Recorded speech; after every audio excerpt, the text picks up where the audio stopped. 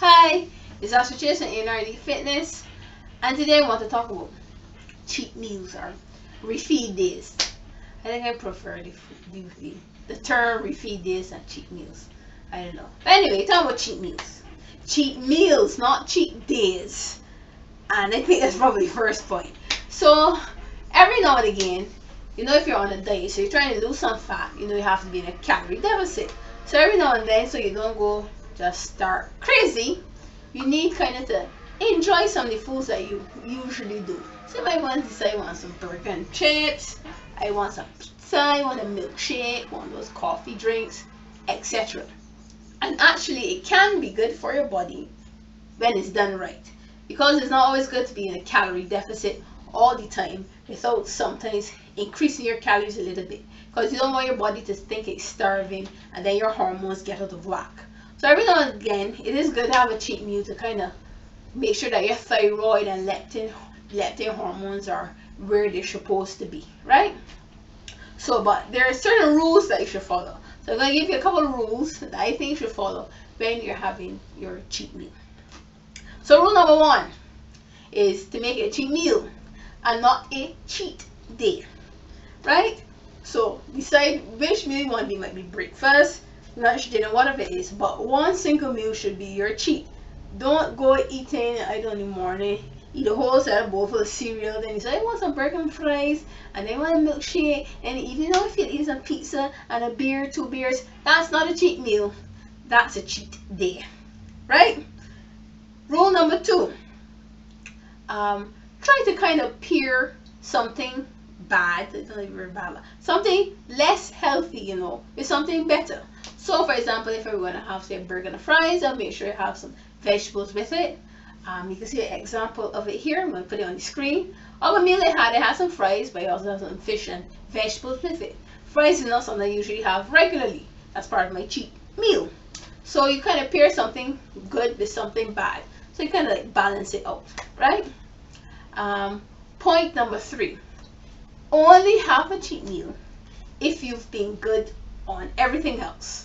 So your other meals during the week and your exercise program has been good. You've kind of been on point. So I would say you should have a cheat meal maybe every 30 to 35 good balanced meals.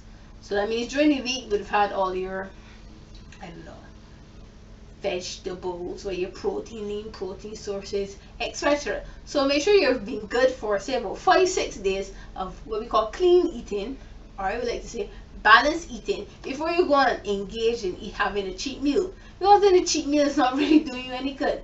It is absolutely pointless to have a cheat meal on, say, Wednesday, then we'll have one on Saturday, unless you're some sort of elite athlete with a low body fat to start with. And low body fat to me will mean anything like 10-12% body fat for a man, maybe about 18-19% for a woman. So if your body fat is nowhere near there, you really don't need to be cheating that often. It's point 4. Point 4 for having a cheat meal. This one is important. Only have as much as you need. This means, so pizza is the easy one to take. Don't go buy a whole bloody pizza, especially if you live alone. Don't buy this big large pizza and say, oh, I'm only going to have 2 slices. Yeah, right. I'm going to put the rest in the freezer for later. Yeah, right. You're not going to do it. So if you need to, make sure you buy like a smaller pizza, personal pizza maybe, or even buy by slices. A lot of people sell pizza by slices now.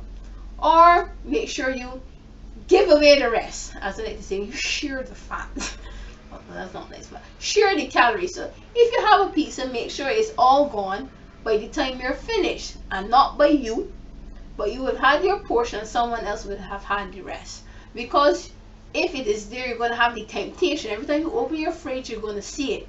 So there's no need to really try to test your willpower per se to see if you can resist this pizza. If it's not there in your house to start with, you can't eat it unless you really get it the one bite, and you're not going to do that.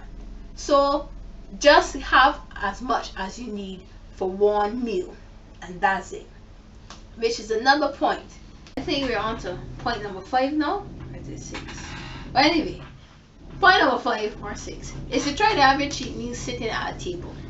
So you're more likely to, if you sit on a table and put your meal on a plate, you're more likely to eat what is just there as opposed to say sitting on the sofa in front of the television watching a movie. Imagine taking the same pizza. If you're watching a movie, you're kind of all engrossed in the movie, and you're just kind of reaching in the box right and taking a slice, and the next thing you know, you're 6 slices deep into that pizza that probably only has about 8 slices. So if you sit at a meal, you complete your meal, then it's finished. If you know that meal is done, you won't go and have anything else. And that takes us on to point 6, or maybe it's point 7. I don't know. Point 7 is that your meals must still be balanced. Well, they should be.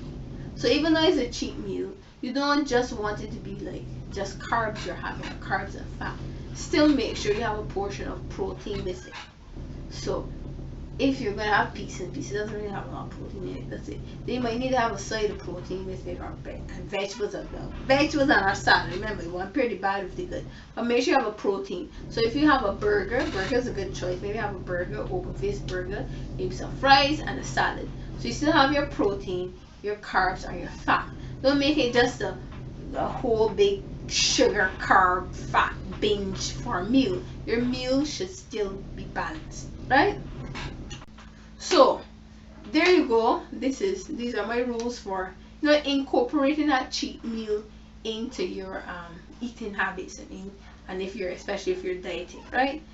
It is useful, but remember, it is a cheat meal. It's not a cheat day.